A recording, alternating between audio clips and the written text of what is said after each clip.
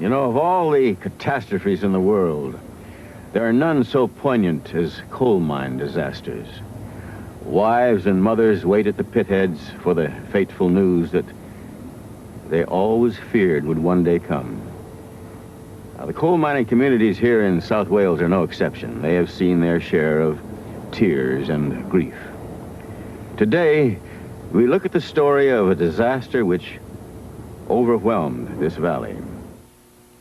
On October the 21st, 1966, there occurred a mining tragedy here that was unparalleled in cruelty and heartbreak. A coal waste pile collapsed. It engulfed a school. It killed 116 young children, 5 of their teachers, and 23 other people.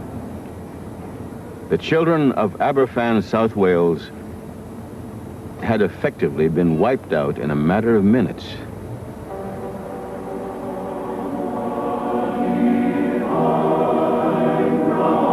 Since the disaster, the tip and others near it have been painstakingly removed. The mountain on which it stood has been seeded and landscaped, but the scars and the new houses replacing those lost are very evident. Aberfan is a quiet Welsh village, a close-knit community steeped in the traditions of its lifeblood, coal. Few children now think of going down the mines by choice. Their fathers still do. They always have done.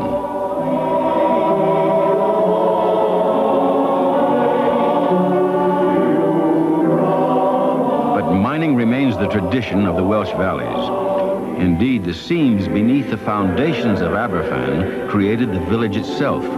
600 tons are still brought to the surface every day.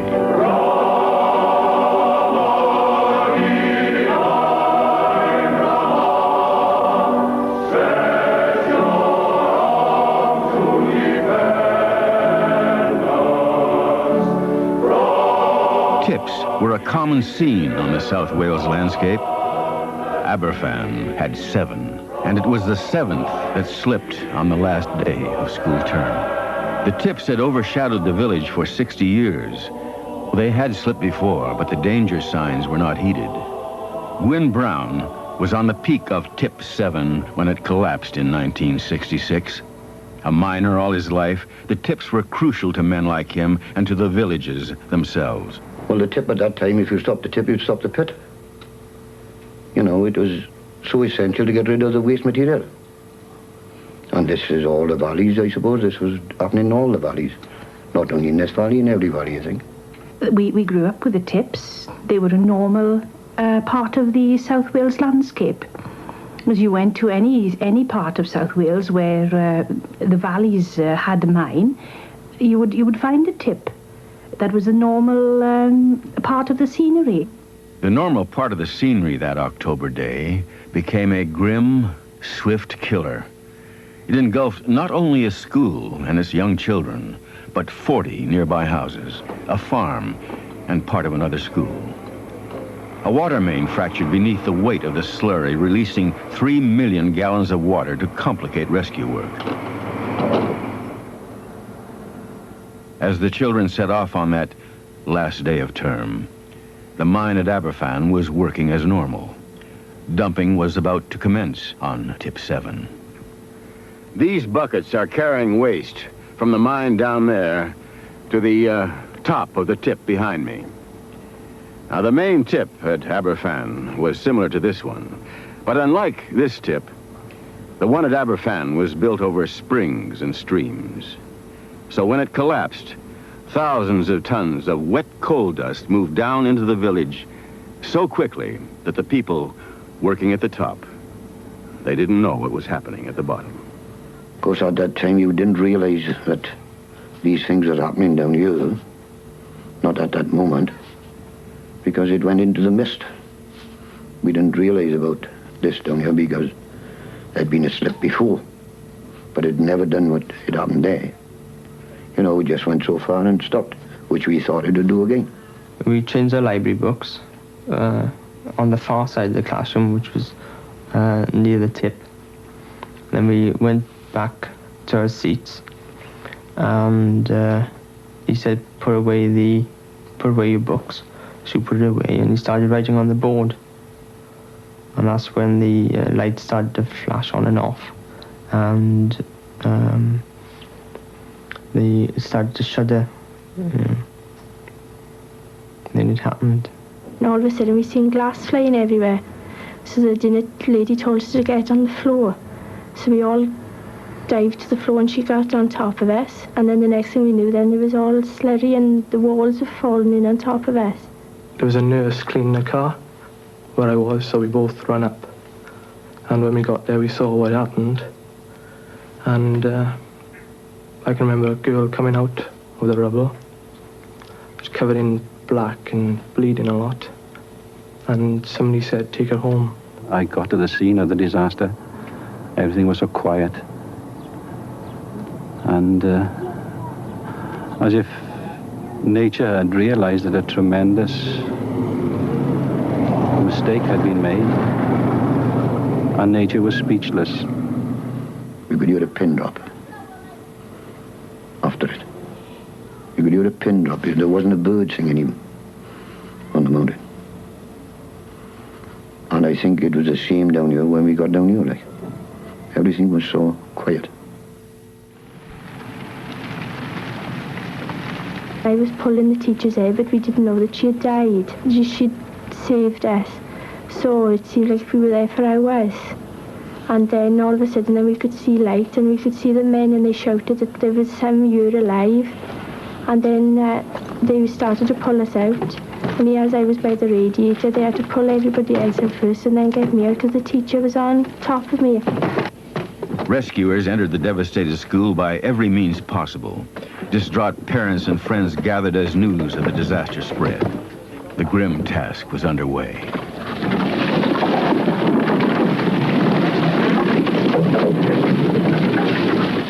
The miners themselves, always prepared for emergencies underground, were among the first on the scene. They used their skills as they had never done before. My father's friend, he said that's Jeffrey Edwards down there because he saw my fair hair. And then they started digging around me, firemen. And they chopped around the desk, which was holding me in. And then carted me out, showed me sort of in a relay to outside, where they gave me an injection and then sent me off to hospital. 29 children like Jeffrey were fortunate. The search continued for others.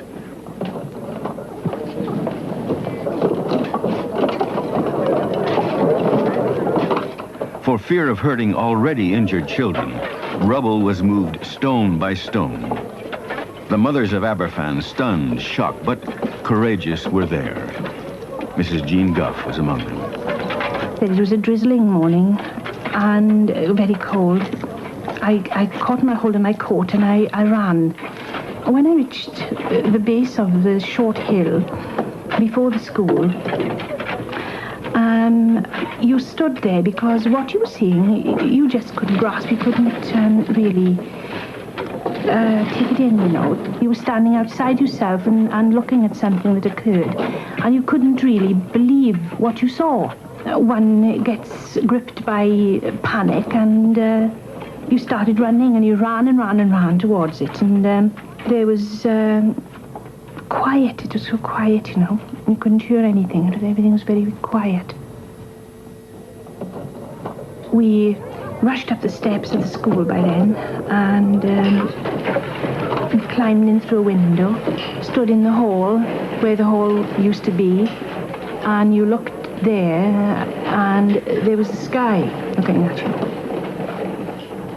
With all the thousands of tons of stuff that was down on you, and you were standing in the middle of it, you couldn't you realize then how small and how insignificant you are. You can't do anything.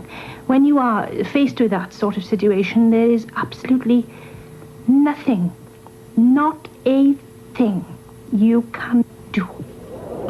But there was plenty to do.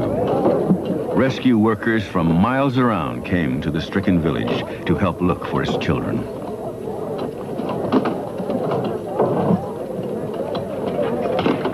The enormity of the task and the knowledge that time was running out became more apparent with every brick that was moved and every shovel turned.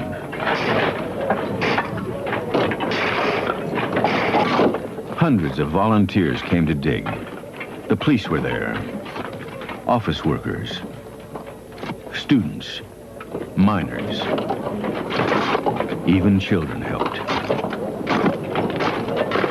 The task was arduous.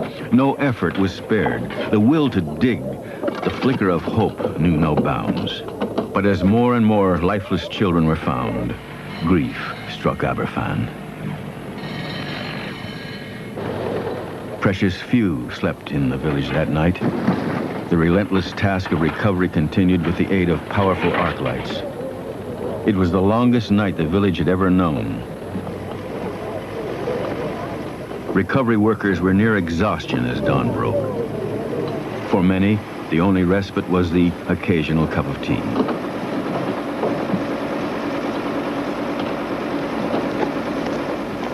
Some who were lucky not to lose their lives lost their homes. Meager possessions had to be salvaged.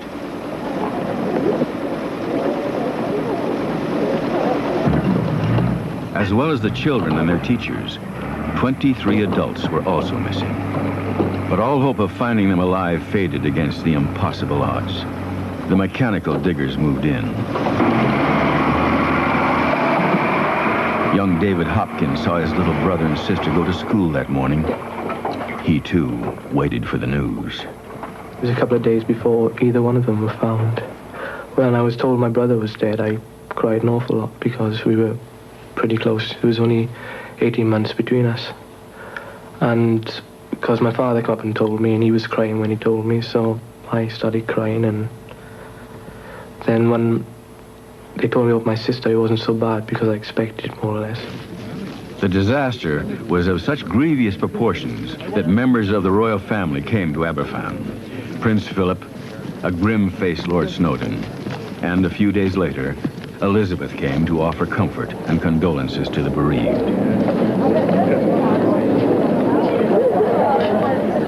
She came not so much as queen, more as a mother.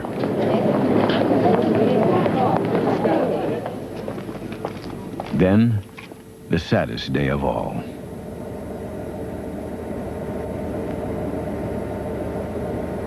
Most of my class was killed. About 5 or 6 of us survived. We didn't really register. You know, it was a dream until the reality when the children were being buried, when you saw the hearses and all that.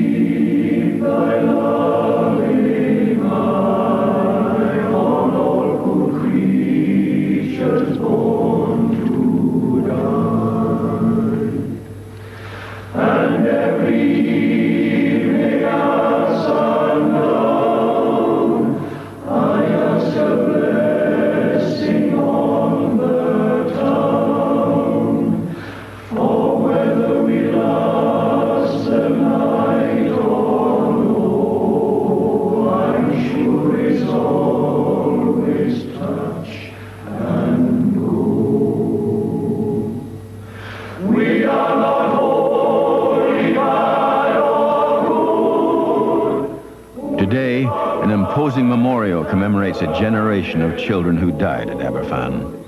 From those stark days of 1966, the village has now largely returned to normal. The sound of Welsh music has come back. The Ynys male voice choir, formed by the rescue workers themselves.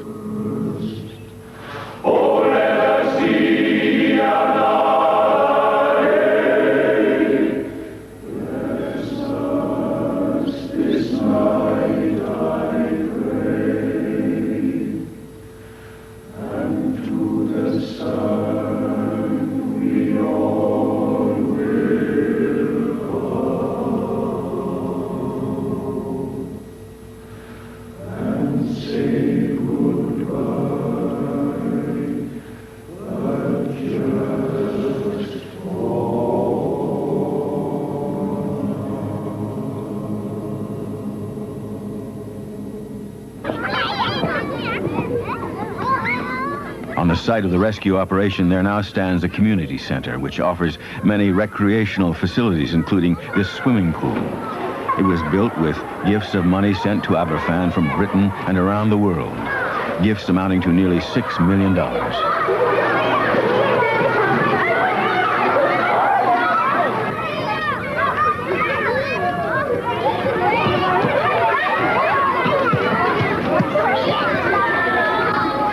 There's a new school complex, too, far away from the old one. Here, today's carefree young children play in complete safety, quite unaware of the tragedy that struck the village before many of them were born. They don't know what coal tips are. To them, they hardly exist.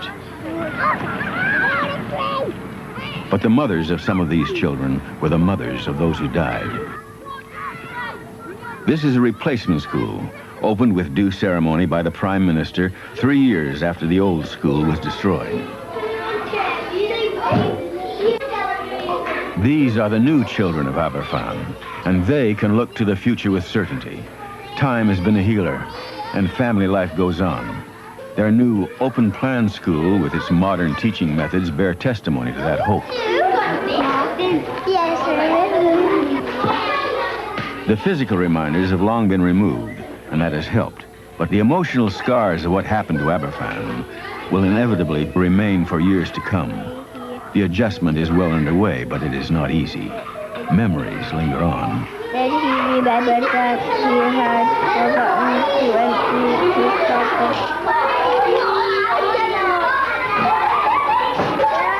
empty. Nothing remains of the old school now. In its place stands a peaceful rose garden, but few villagers go there. Having sent 3 children to school that morning, it was very difficult later on to come to terms with the fact that only one came home, you know. You have books printed of how to behave, say, before birth. You have books printed of how to live. But no one prints a book on telling you how to behave after death has occurred in your family, or how to behave after you've lost someone very dear and close to you. There isn't anything, there's nothing at all, printed in this way. Human beings then are not in any way prepared for death. And while, yes, you expect it in the old people, and you say, well, it's a normal thing to happen, and everything carries on. But with someone so young, you're not prepared for it, you see. And while, yes, you can get over the death, I think that the shock of it and having to live without any communication at all, and you have to live with the silence of that. Aberfan, like all Welsh communities, has a strong religious tradition. There are 9 chapels, gospel halls, and churches in the village. Religious belief has helped. But will recovery ever be complete? Kenneth Hayes, the Baptist minister, assesses. You can think of recovery in 2 ways, I think. You can think of surface recovery, which I would say is just about complete. But inevitably, those of us who are here, and we don't like to talk about it a lot to know there are many, but I think for all, you can say they'll never recover. They are affected in some way or other. But the faith of those who are Christians here is very stable. And in fact, I can now say that no one of my own particular congregation, as far as I know of other congregations, have left the church because of this, and I think that will indicate the stability. I seen things that morning that makes you think there's something beyond this. There's something beyond this. And it's a funny thing, I looked at this and not once, not twice, good many times. Cloud shape in the sky it was. And it was there. Why I was looking at it, I don't know. But I knew what it was. As it seemed fantastic to say it, but it seemed like a cloud in the shape of Jesus Christ's face looking down. Which I never told anybody. Was the Aberfan disaster inevitable? It was inevitable. It was inevitable. And the tragedy was that while all the warning signs were here, but like all other disasters, the warning signs were not appreciated by those involved. Those involved quickly learned. After Aberfan, 30 tips were found to be unstable, and more have been removed. Stringent regulations now govern the remaining tips. Tests like this one for subterranean water, the cause of the Aberfan disaster, are frequent. Well, now we have so many inspections which are necessary as a result of that disaster. We now have a weekly inspection which has to be done by the tip foreman, a monthly inspection which has to be done by the colliery unit mechanical engineer, a 3-monthly inspection by the colliery manager, a 6-monthly inspection by the civil engineering department, and then also a 2-yearly inspection by the chartered civil engineer. And also, as well as a 2-yearly inspection, an additional report has to be prepared every 2 years to give an opinion on the security of the tip. It is as a result of the disaster these various measures were introduced to ensure that this sort of disaster could never occur again. The last of the coal waste tips are now being removed from the villages of Wales. It has taken a long time, and it has taken the lives of 144 people before it happened. Families have been rebuilt, but not replaced. If anyone is going to take my word, if you've lost a child, have another one, I couldn't give them that advice, really, because what they would be looking for possibly was a replica of what they lost. And this doesn't happen, because the 2 boys that we've had are entirely different people to what they were. So you can't say, you know, to anyone, you can't give advice to anyone in that respect. These are 2 entirely different people. They're entirely different personalities. And if one would want to console oneself in getting other children, well, they must be prepared, of course, not to have them to imitate the ones that they've lost. In the early years, it was quite awful, really, growing up with very, very few friends around of my immediate age. But you go away and then you meet newer friends, and so they take their place. Aberfan today, the village that paid an unforgivably heavy price to learn a lesson. But because of what happened there, coal mining communities not only in Wales, but throughout the world, can go about their lives with peace of mind. More than a decade has passed since the Aberfan disaster. Life goes on here because it has to. There are few reminders of that dreadful day in 1966. A plaque here, a memorial there. Bereaved families have been paid compensation for whatever that means. And a new generation of children are growing up here. Laughter has returned to Aberfan, and the sound is precious. The disaster that was simply known as Aberfan will never happen again. And you know, it shouldn't have happened in the first place.